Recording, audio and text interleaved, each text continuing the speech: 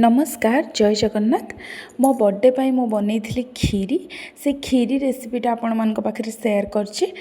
प्रथमे मु चाउल को धोईकी भल भाव रखी तापर घी टिके देकी प्रेशर कुकर रे चीनी 2 चामच पकईकी से कैरामेलाइज कर देइथिली। तापर धोईकी रखिथिबा चाउल को ता भितर देकी संगे संग प्रेशर कुकर रो लीड को कवर कर नेइथिली। देन चाउल को मु एठी भल भाव भाजी नेइछि चीनी सहित। देखुन तार केते सुंदर कलर चेंज हो जाइछि।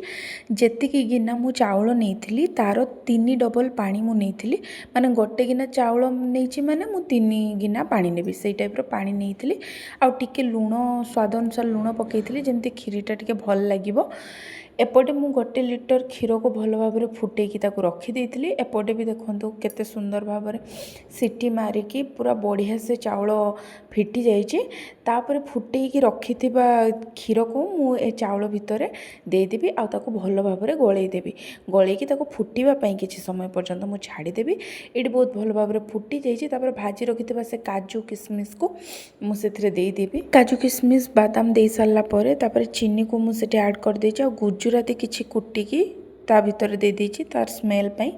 आ एठी खीरी मोर बहुत भल भाव रेडी हो जाइछि। बे देखंतु मु गोटे बाउल ले काढी के आपण मान को देखौछि केते सुंदर देखा होछि खीरी। आ टेस्ट तो बहुत ही सुंदर हेतिला। मोर खीरी रो रेसिपी आपण मान को केमति लागिला कमेंट सेक्शन में निश्चित भाव में कहबे। आ एई टाइप रो थरे बनांतु बहुत ही टेस्टी लागिबो।